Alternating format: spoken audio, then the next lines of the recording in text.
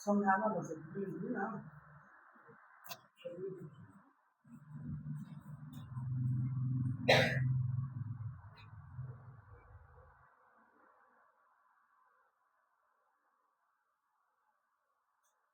हम लोग जानते हैं इसका वो क्या करते हैं मीन्स क्या जाता है हाइट है ये है कितना नंबर का टोटल एक क्वेश्चन तो 5 नंबर का रहेगा लेकिन ऑब्जेक्टिव जो पूछेगा उसमें 2 से 4 नंबर का क्या करेगा क्वेश्चन डाला जाएगा क्योंकि आपको ये कहा जाए तो 5 से लेकर 9 नंबर तक का और इसमें है कुछ नहीं बस खाली यही है कि पीछे जो आप बनाए हैं साइन कॉस tan थीटा जो पढ़े थे उसमें इसको ये करेगा तो भाषा में दिया है कुछ भी दिया है भाषा तो सवाल को समझने से पहले हम लोगों को करना क्या पड़ेगा इसको जानना पड़ेगा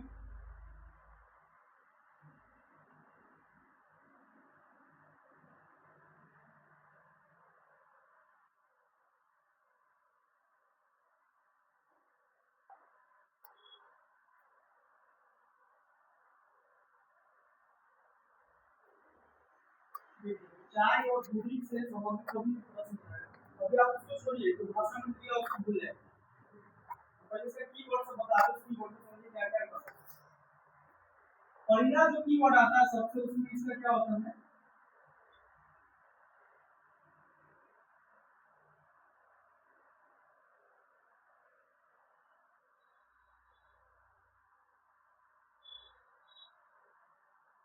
क्या आता है दृष्टि इसके लिए डिफिनीशन में क्या दिया गया है कि प्रेक्षक की आंख से देखी जाने वाली वस्तु के बिंदु को मिलाने वाली क्या होता है यहाँ पर एक घर दिया एक बिल्डिंग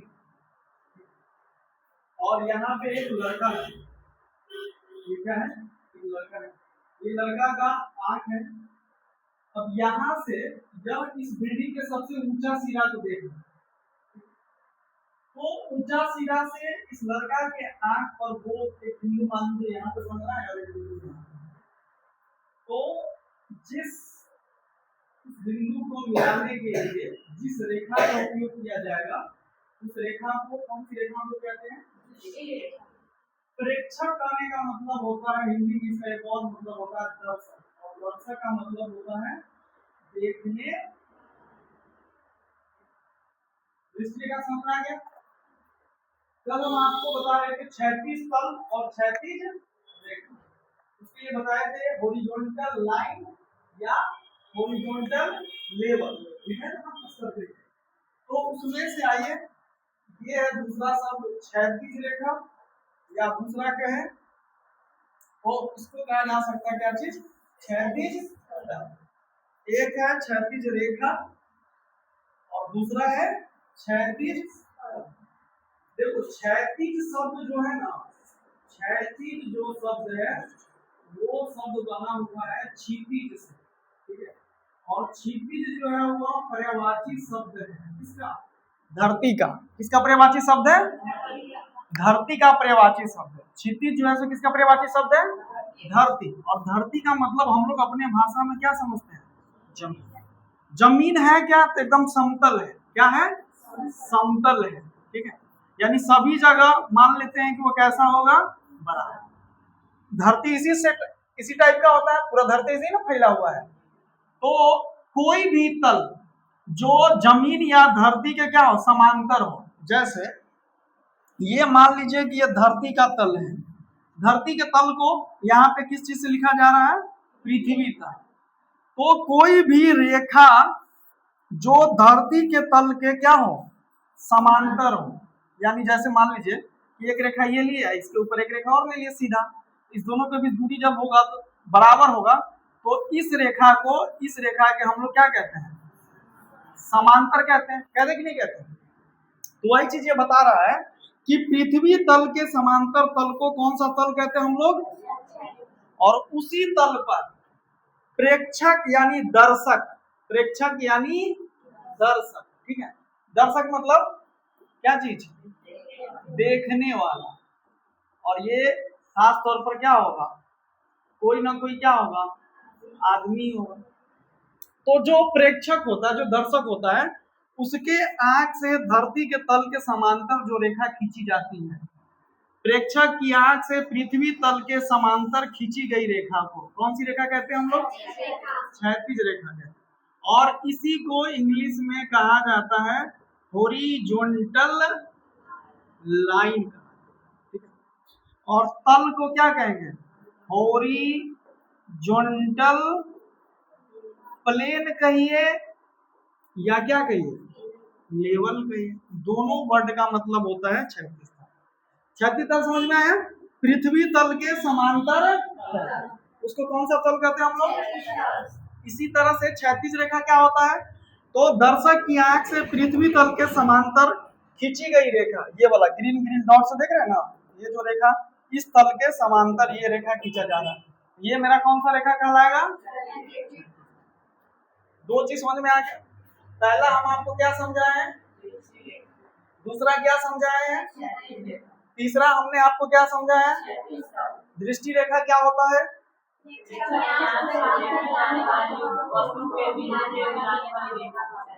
अब जैसे मान लीजिए कि हम आपको देख रहे हैं, तो मेरे आंख से आपके आंख तक के जो कांटेक्ट हो रहा है एक रेखा से, उसका जूम करिए तो यह रेखा कौन सी रेखा कहलाएगा, ये सामने भी हो सकता है, ऊपर देखने पर भी बन सकता है, और नीचे देखने पर भी क्या हो सकता है, बन सकता है। तो इसको कौन सी रेखा कहते हैं हम लोग, दृष्टि रेखा। कितना समझ में आई बात, दृष्टि रेखा, क्षैतिज रेखा और क्षैतिज तल, ये तीनों बात समझ में आ गया। चलिए जब इतना समझ में आ गया तो आगे चलिए। अब देखिए आपके सामने दो वर्ड आया, उन्नयन कोण, और दूसरा वर्ड आया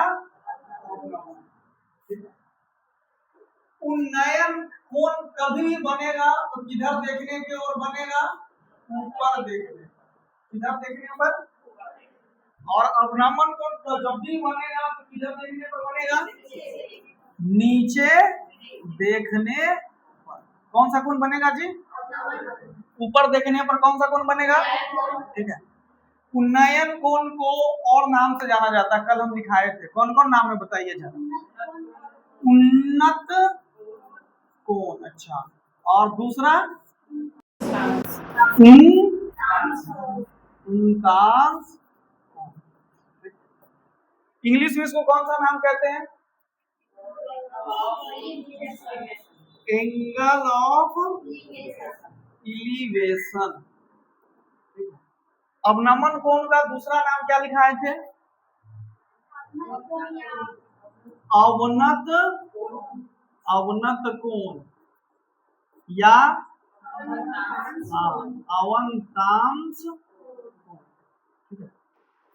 ये तीन नाम बताए थे। इंग्लिश में इसका क्या नाम था, एंगल ऑफ डिप्रेशन, इसको कहते हैं हम लोग अवनमन। आपको सवाल में इस तीनों में से कोई भी वर्ड दे सकता है, अवनमन कोण दे सकता है, अवनत कोण दे सकता है, अवंताश कोण दे सकता है, ठीक है। उसी तरह से उन्नयन कोण को क्या दे सकता है, उन्नत कोण दे सकता है, उन्नताश कोण भी लिखा हुआ रह सकता है, ठीक है। ये इसका नाम, ये सब समझ में आ गया इतना। अगर इतना आप समझ गए तो हम इसको क्लीन करते हैं और फिर से इसके लिए आगे चलते हैं। क्या कह रहा है, उन्नयन कोण जो है वो कैसे बनता है, तो वस्तु क्षैतिज रेखा से ऊपर है। अब जैसे मान लीजिए कि यह एक लड़का है, ठीक है, इसका कुछ नाम है, ये क्या कर रहा है कि आसमान में किसको देख रहा है? तारा को देख रहा है। किसको देख रहा है? तारा कहने का मतलब है स्टार। ठीक है, ये एक क्या है? लड़का है जो आसमान में तारा को क्या कर रहा है? तारा देखने के सेंस में यहाँ पे बहुत सारा कुछ भी हो सकता है। सूर्य भी हो सकता है, टावर भी हो सकता है, मीनार का चोटी भी हो सकता है, कुछ भी हो सकता है। उसको ये लड़का क्या कर रहा है? देख रहा है। तो क्षैतिज रेखा ये हो गया, मतलब कि धरती के तल ये है, इस धरती के तल पर ये लड़का क्या है? खड़ा है। तो इस तल के समांतर यह एक तल है जिसके समांतर एक रेखा खींचा गया है इस तल में। इसको हम लोग कौन सी रेखा कहते हैं? अब इस क्षैतिज रेखा और इस स्टार को देखने के बीच आप लोगों को कोण के बारे में पढ़ाए थे कि कोण का निर्माण कैसे होता है। तो जब एक ही बिंदु हो और दो किरण यहाँ से क्या हो? निकला हो, तो इसके बीच जो झुकाव होता है उस झुकाव को किसके नाम से जाना जाता है? ये आप लोग पहले पढ़ चुके हैं। देखिए, तो ये क्षैतिज रेखा, और जब इस वस्तु स्टार यानी तारा को यह लड़का देख रहा है तो इसकी आंख और इस तारा के बीच में, इस आंख से इस तारा के बीच में एक रेखा का निर्माण होगा। फिर यह क्षैतिज रेखा भी इस बिंदु पर आकर मिलेगा, तो इसके बीच एक झुकाव उत्पन्न होगा। ठीक है, यह झुकाव मतलब इस झुकाव को किसके नाम से हम लोग जानते हैं? कोण के नाम से जानते हैं। तो जब क्षैतिज रेखा और दृष्टि रेखा के बीच किसी वस्तु को ऊपर की ओर देखने पर जो कोण बनता है उस कोण को किसके नाम से जाना जाता है? उन्नयन कोण के नाम से जाना जाता है। किस कोण के नाम से जाना जाता है? उन्नयन कोण के नाम से। देखो यहाँ पे लिखा है कि वस्तु क्षैतिज रेखा से ऊपर है, दर्शक को अपना सिर ऊपर उठाना पड़ता है। यानी उन्नयन कोण का निर्माण तभी होगा जब कोई दर्शक किसी वस्तु को अपने सर से ऊपर की ओर देखेगा, तो क्षैतिज रेखा और दृष्टि रेखा के बीच उसके नेत्र पर जो कोण उत्पन्न होगा उस कोण को ही कौन सा कोण कहते हैं? इंग्लिश में कहे तो angle of elevation, angle of उन्नयन। आप याद इतने रखिएगा, उन्नयन कोण का निर्माण किधर की ओर देखने पर होता है? किसके किसके बीच होता है? तो क्षैतिज रेखा और दृष्टि रेखा के बीच होता है। इतना समझ में आई उन्नयन कोण। अब आइए अवनमन कोण की बात हम। अब जैसे देखिए, यह एक घर है, यह एक क्या है? घर है। घर का यह बालकोनी है, जैसे छत बना रहता है, बालकोनी रहता है जी। तो उस बालकोनी पर यह एक लड़का क्या है? खड़ा है। ठीक है, अपने छत पे। ठीक, हुआ क्या कि धरती पर एक सड़क बना हुआ है, उस सड़क पर एक क्या जा रहा है? कार जा रहा है। क्या जा रहा है? ये नीचे कोई वस्तु भी हो सकता है, गेंद भी हो सकता है, कंकर भी हो सकता है, पत्थर भी हो सकता है, समझ गए? या कोई भी चीज वस्तु कहाँ पे होना चाहिए? तो क्षैतिज रेखा के पर पड़ा हुआ रहना चाहिए। ये घर भी इसी पर है। अब ये लड़का क्या किया कि धरती क्षैतिज तल पर यह लड़का अपने बालकोनी से क्या किया? नीचे की ओर देखा। तो जैसे ही देखा तो इसका दीवार एक सीधा रेखा है ना जी, और ये क्षैतिज तल के अगर ये लड़का नीचे की ओर ना देखकर अगर सामने की ओर देखता तो ये मेरा क्षैतिज रेखा है, क्षैतिज रेखा। और अगर यहाँ से ये देख रहा है तो इसको हम लोग कौन सी रेखा कह सकते हैं? दृष्टि रेखा भी कह सकते हैं, सेम भी हो सकता है। तो आप ये समझिए कि अगर कोई कार क्षैतिज तल पर है और ऊपर से किधर की तरफ? नीचे की तरफ देखने पर जो दृष्टि रेखा बनेगा और जो क्षैतिज रेखा बनेगा उसके बीच उस लड़का के नेत्र पर जो झुकाव उत्पन्न होगा वह झुकाव यानी झुकाव को ही हम लोग क्या बोलेंगे? वह कोण ही कौन सा कोण कहलाता है? कौन सा कोण कहलाता है? वो अवनमन कोण कहलाता है।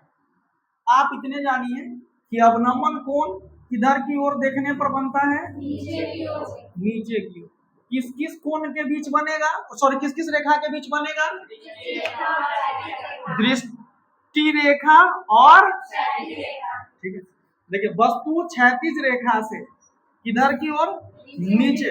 दर्शक को अपना सिर नीचे झुकाने पर जो पड़ता है उसके अलावा जो कोण बनता है उस कोण को ही कौन सा कोण कहते हैं हम लोग? तो उन्नयन कोण, अवनमन कोण आपको समझ में आ गया, दृष्टि रेखा समझ में आ गया, क्षैतिज रेखा समझ में आ गया, कोई दिक्कत नहीं ना। अगर न भी समझ में आया तो आपको टेंशन लेना नहीं है। आप इतने जानिए, सवाल में जहां भी उन्नयन कोण का मान दिया है, चाहे अवनमन कोण का मान दिया है, ठीक है, आप सीधे उस कोण का मान थीटा बराबर लिख लें। थीटा बराबर कितना डिग्री हो गया? 30 डिग्री। थीटा बराबर कितना डिग्री हो गया? थीटा बराबर कितना डिग्री हो गया? और आप कल ही चेक किए थे हर एक सवाल में जाके कि ऊंचाई और दूरी का, सबसे रामबान बात, ऊंचाई और दूरी का कोई भी सवाल हो उसमें थीटा बराबर हमेशा कितना कितना डिग्री यूज किया रहेगा। इस तीनों थीटा के अलावा दूसरा कोई थीटा का यूज नहीं है, समझिए। तो यही बात है कि थीटा का मान या तो 30 डिग्री होगा, नहीं तो 45 डिग्री होगा, नहीं तो मतलब ये चीज हम आपको पढ़ा रहे हैं। ये इस सवाल जो आएगा उसमें इस टर्म सबका क्या रहेगा? यूज रहेगा, उन्नयन कोण और अवनमन। इतना समझ गया? कोई दिक्कत नहीं ना। चलिए आगे चलते हैं।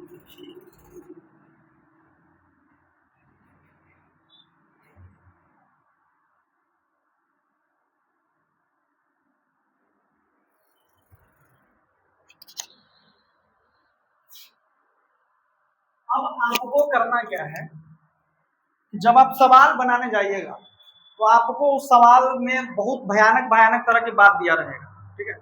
कहेगा आंधी आने से एक पेड़ टूट जाता है, ठीक है। एक वो पार्क में 5 साल से 10 साल के बच्चा के लिए इतनी लंबी सीढ़ी है, मतलब ढलकने वाला बना हुआ है, 0 से 5 साल के लिए इतना सेंटीमीटर का ढलकाव है, तो वो अलग हो गया। फिर उसके बाद आपको कहेगा कि एक मीनार है, ठीक है, टावर है, पेड़ है, जैसे यहाँ पर चित्र पर आप देख रहे हैं, ठीक है। तो कुछ भी शब्द दिया हो उसके शब्द जाल में आपको फंसना नहीं है। वो क्या कह रहा है? शब्द जाल में आपको नहीं फंसना है, ठीक है।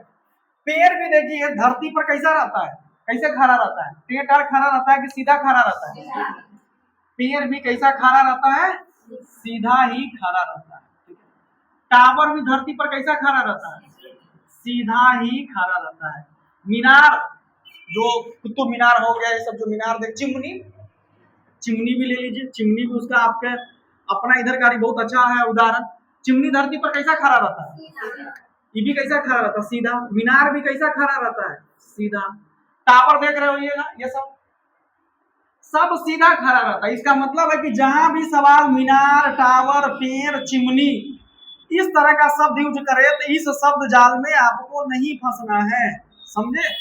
आप इस सब के लिए क्या करिएगा, वो सीधा रेखा खींच लीजिएगा और इस रेखा का नाम क्या डाल दीजिएगा? A B. क्या नाम डाल दीजिएगा?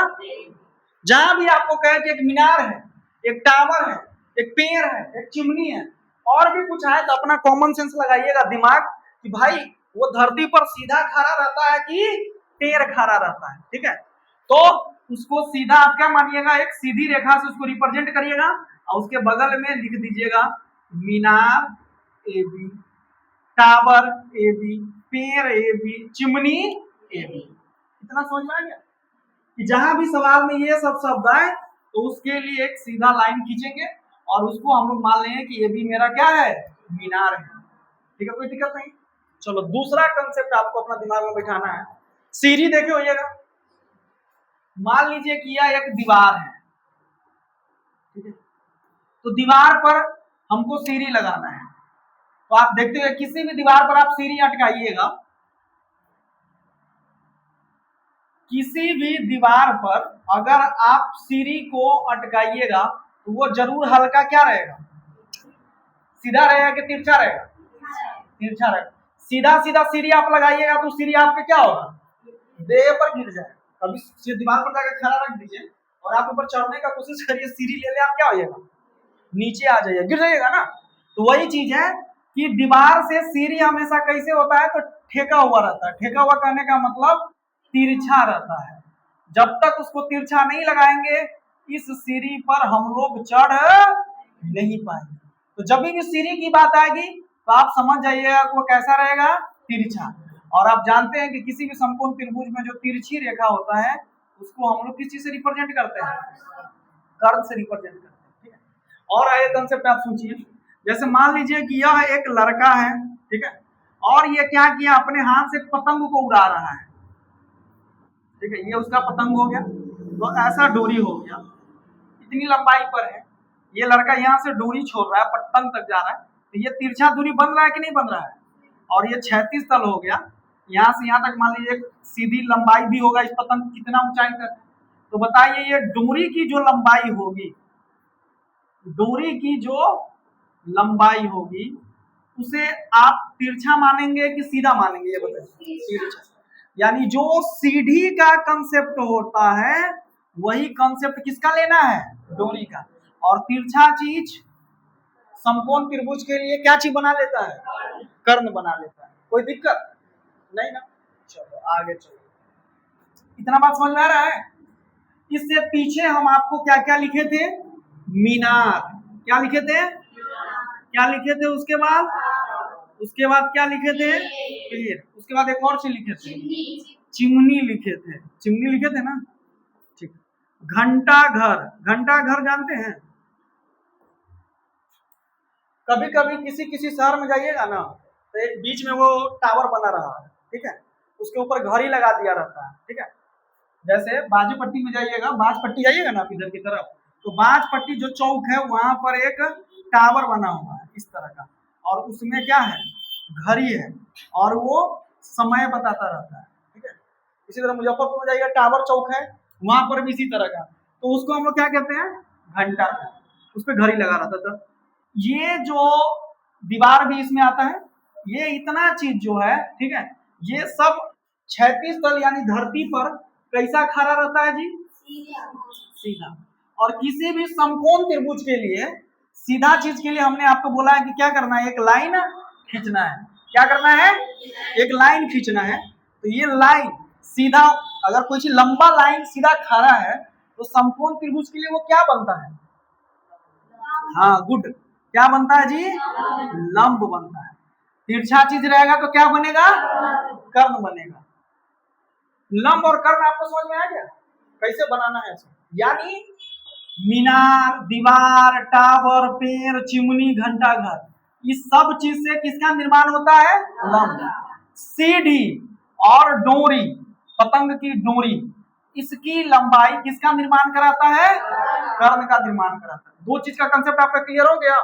अब देखो, तो यही चीज बता रहा है यहाँ पे लाइन में, यही चीज लिखा हुआ है कि किसी भी प्रश्न को अगर आप हल करते हैं, प्रश्न हल करते समय दर्शक एवं वस्तु को किस चीज से दर्शाना है, बिंदु से दर्शाना है। किस चीज से दर्शाना है, बिंदु से दर्शाना है। द्वारा निरूपित कर साधारण रेखा चित्र द्वारा समकोण त्रिभुज क्या किया जाता है, मतलब जो हम लोग लाइन खींचेंगे वो मेरा जो लाइन बनना चाहिए, अपने दिमाग में कंसेप्ट रखना है कि उससे मेरा कौन त्रिभुज बन जाए, समकोण त्रिभुज बन जाए। दिमाग समझ में आ रहा है, इतना बात क्लियर हो रहा है ना, कि नहीं हो रहा है, चलिए क्लियर हो रहा है तो सवालों बन जाए, घबराइएगा मत, ठीक है।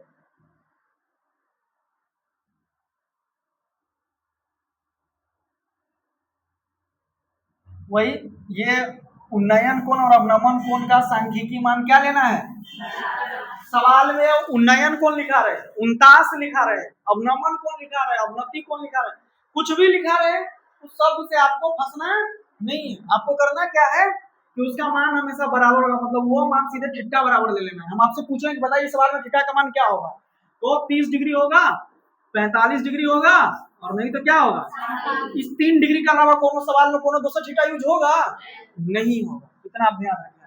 तो वही चीज है यहाँ पे, अवनमन कोण के बारे में बता रहा था, उसी को कैसे अवनमन कोण उन्नयन कोण के बराबर होता है, तो इसका एक क्लैरिफिकेशन दिया है। उन्नयन कोण और अवनमन कोण का सांख्यिकी मान क्या होता है, बराबर होता है, क्योंकि क्षैतिज रेखाएं समानांतर होती है, इसीलिए ये एकांतर अंतर कोण क्या होते हैं, बराबर। इसी के कारण ये अवनमन कोण उन्नयन कोण के क्या हो जाता है, बराबर हो जाता है, ठीक है। इसके पीछे उतना नहीं जाना है।